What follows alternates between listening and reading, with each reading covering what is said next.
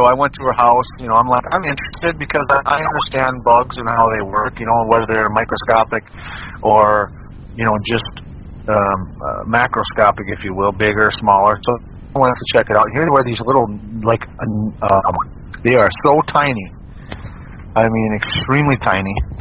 And they actually have them engineered to go in and out of dimension. They did right in front of my eyes. They were attracted to certain frequencies, certain temperatures. I'd have never believed it unless I saw it. I mean, I was in this lady's house. There was no carpet in the house. She has totally stripped the entire. Basically, in the house, they have 2 wooden bar stools next to the counter, and a china cabinet, and a refrigerator, freezer, and a washing machine, dryer, and her bed. That was it. There's totally. This lady was plagued with these things. Well, so we didn't do anything with the environment itself because she said they came out of some of these lesions on her body. So we dealt with her body, and it took a couple of weeks, and the lesions started to go away, and the gnats started to disappear. Oh, wow.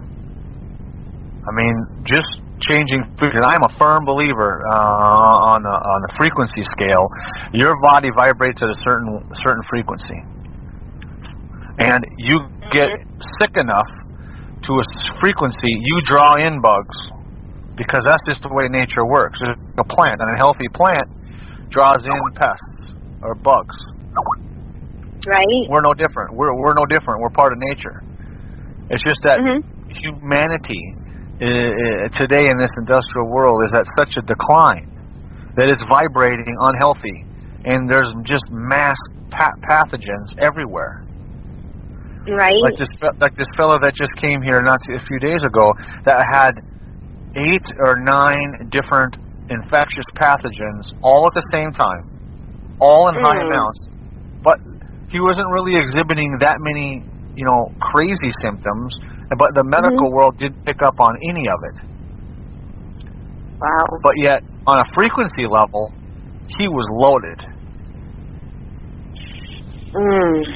And I believe you raise your frequency and the life force inside of you, and you radiate a different frequency, these things just go away. Because these infectious diseases, for the most part, whether that's a laboratory-created one that lives in the environment, like Lyme's, or AIDS, or some of these other newfangled ones that are associated with Morgellons, they're in the environment. I mean, it's proven now that Lyme's is a spread through the breath, not a tick anymore, although a tick it still is spread that way. Right. But it's also spread just through breathing. Right. How can we? Oh, go ahead.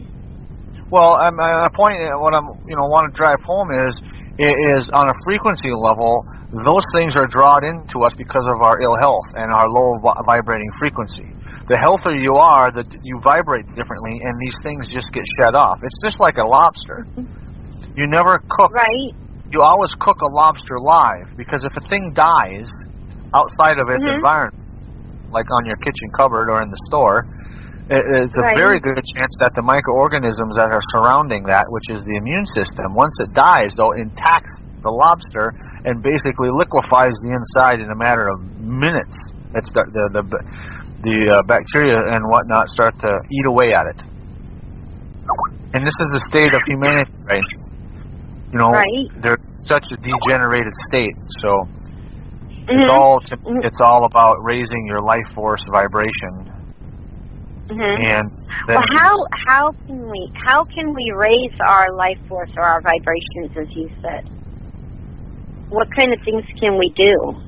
Well, in my opinion, what I found to be accurate is first and foremost is looking at what you're calling food. Because that's our sustainability. Well, it's just given that organic and conventional, our food is severely mineral deficient. Right. And well, we already know that certain things are bad. You said yes. Well, one of the biggest ones right now across the board is this idea of a diet that is based in grains, nuts, seeds, and tubers, which basically have no life force in them by themselves. Otherwise, the bacteria in the air would consider them food, and they would be eaten. And there's been, you know, nuts and grains sprouted that's been thousands of years old. So what does that tell you? If the bacteria in the air won't eat it raw, just sitting out, you know, in a tomb or in a building or whatever, so that there's very little life force in it.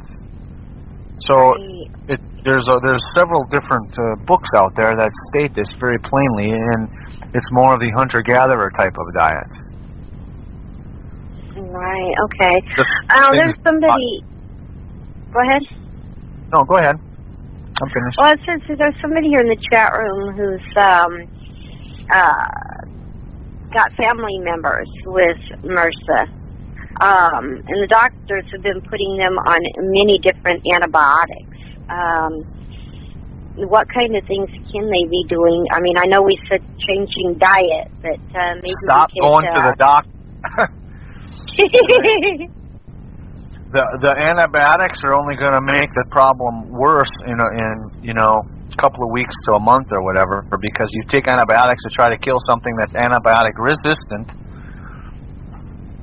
And all you're going to do is cause it to just slow down a little bit and to go into some kind of remission, and then it mutates again and comes back even stronger. Right. So they're actually creating more of a problem. So it's basically the same thing. You take antibiotics and they don't kill what's resistant to it, but the antibiotics also kill the good stuff, not just, you know, what it says it's supposed to kill. So, but when we... Go ahead. It eats away at the host. We're the host. It's and what does antibiotic mean? Anti is against, biotic is life. Right, against life, exactly. Somebody else is asking, what is MRSA? MRSA is a staph infection that's been mutated. Okay. And it becomes antibiotic resistant. And unfortunately, in the country here that we live in, here in North America, as well as most of Europe, but mostly here in North America I'm speaking for right now, is the natural things are under such fire from the FDA that it makes it a challenge to get things that actually work. So like MMS. I mean, if you've done any research about MMS, the founder of that, or the discoverer of that, actually had to move out of the country in order to keep doing what he's doing, to share information about the effectiveness in it, because of the effectiveness. Because if you don't take, if you use the MMS, or what we call advanced oxygen therapy, you don't need any of the antibiotics. Period. Right. Yeah, I know. That's a several $billion a year industry, just the antibiotics alone. And you don't need any antifungals. Okay, so there's another $1 billion. So you get the point. It's all about dollars. Definitely. Oh yeah. I mean, my gosh, we come on with the sniffles, and the girls and I bone up on that AOT. I tell you what, they fall down, get a scratch, whatever. You know, kids are going to be kids, and we immediately, we don't use the peroxide or any of that. I'll wash it off with just a regular old water, soap, and then I put the AOT on it, and it's gone almost immediately. I also noticed, because my oldest granddaughter, she, I'm not sure what it is, but it's almost like she has an allergic reaction to the grass, especially when it's just freshly cut. But if I make up the AOT and just dab a cotton ball in it and dab it on her, it cleans it up right away, and there's no itching or anything. I mean, it's just been amazing. I mean, I've been kind of experimenting with it, on different things, and it's really amazing. Well, that's amazing. One thing that's the thing that I encourage everybody to do, is to take responsibility for your own health. Because as soon as you step out of the fear of trying something that's natural, because there's a huge fear campaign involved with that. I remember a long time ago when I first just was introduced to herbs, and I didn't know any better, because I had 20 plus years of programming that you can take this, you can have this particular herb and you're going to die. Oh yeah, I've heard that too. I mean, there are things that are dangerous, but that's why with the internet now, and there's enough information that's readily available, that's very inexpensive, that you start doing your own research and doing the experimenting. When you really step out of that fear, you become empowered, and just that feeling, like you were talking about before, about that internal mental health. When you take off the big old heavy coat of fear, you feel so much better alone just by getting rid of the fear. Yeah, I'm not afraid to try things with myself or the kids anymore. I used to be not so much afraid of trying things on myself, but trying things on my grandkids. Just for, if I don't do this and take them to the allopathic doctor, then CPS is going to come in and take them away. Oh my gosh, Nah.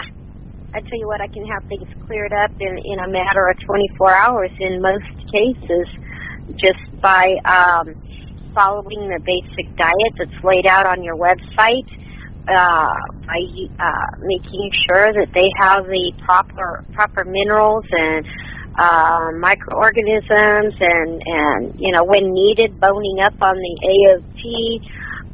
It's just little things like that. I mean, it's amazing. And like I said, I'm not afraid anymore. I got another. Go ahead. There's another question here. If you want to talk about that. Yeah. Let's go ahead. About it says, what would someone do with excessive fluid in the lungs when you've been down the antibiotic, prednisone, and puffers, and you're still not getting any better? Oh my gosh! You know what? I'll let you answer it, and I'll tell you my experiences. Well, I have a lot of experiences with lungs, because I grew up with asthma and bronchitis and pneumonias, I'm telling you. That gets a little entailed, because if you've been down the prednisone road and the antibiotic road, I mean, ultimately, what your body, the fluid in the lungs is trying to protect you from something. 95% or more of the time there's a fungus related in there that's causing the problem. But why is it there? Either you breathed it in, or it came in from the gut, in through the blood, and ended up in the lungs, and that's what happens a lot of the time.